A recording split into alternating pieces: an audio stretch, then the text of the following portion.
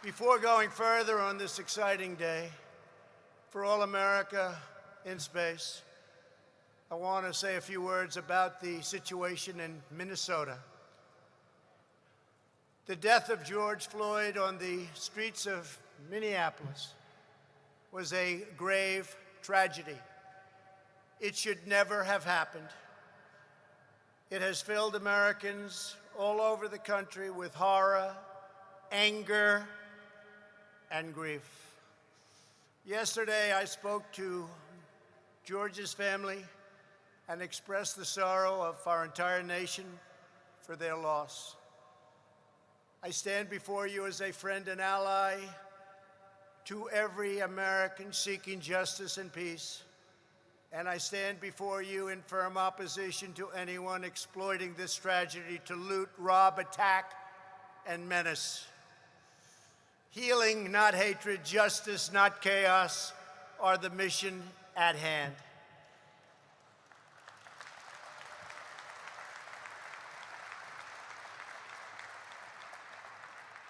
The police officers involved in this incident have been fired from their jobs. One officer has already been arrested and charged with murder.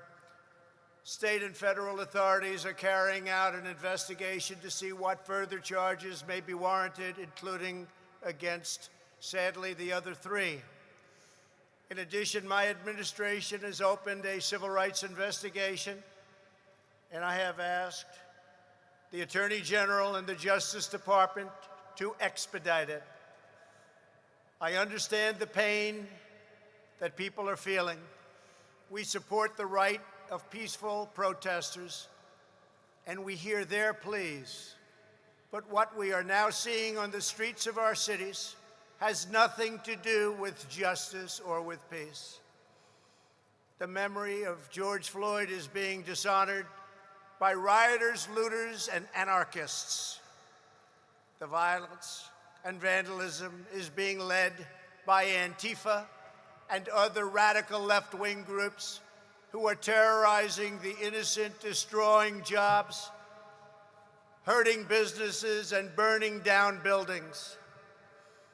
The main victims of this horrible, horrible situations are the citizens who live in these once lovely communities.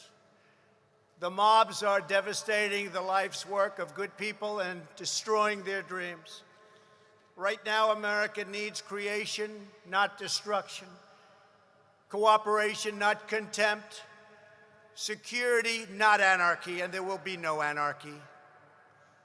Civilization must be cherished, defended, and protected. The voices of law-abiding citizens must be heard, and heard very loudly.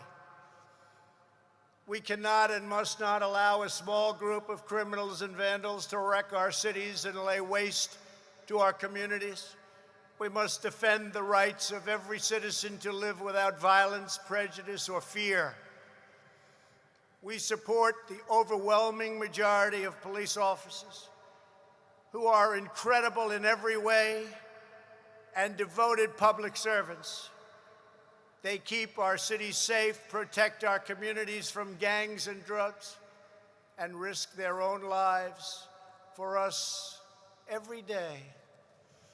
No one is more upset than fellow law enforcement officers by the small handful who fail to abide by their oath to serve and protect.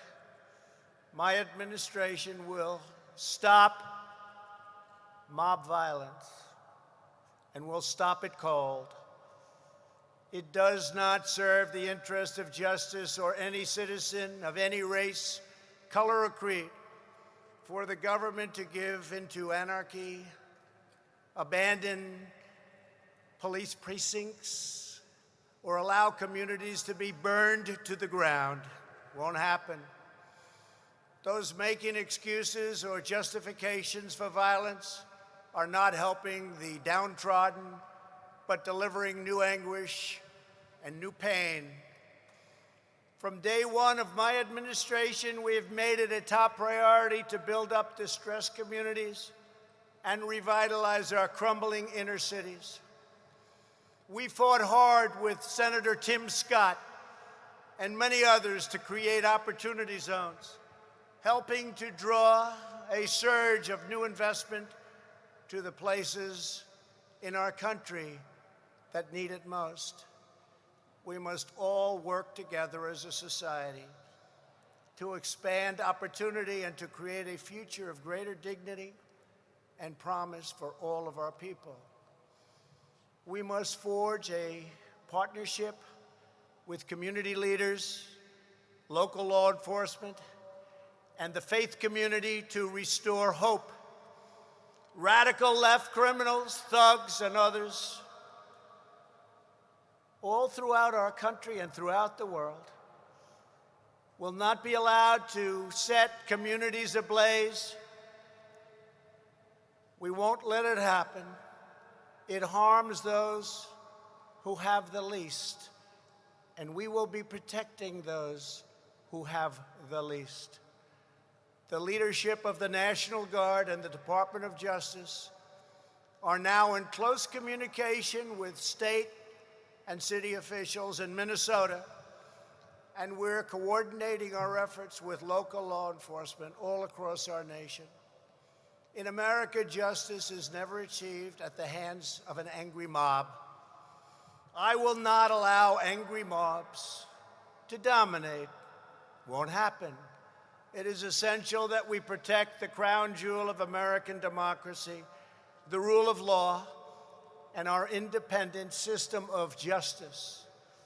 Every citizen in every community has the right to be safe in their workplace, safe in their homes, and safe in our city streets.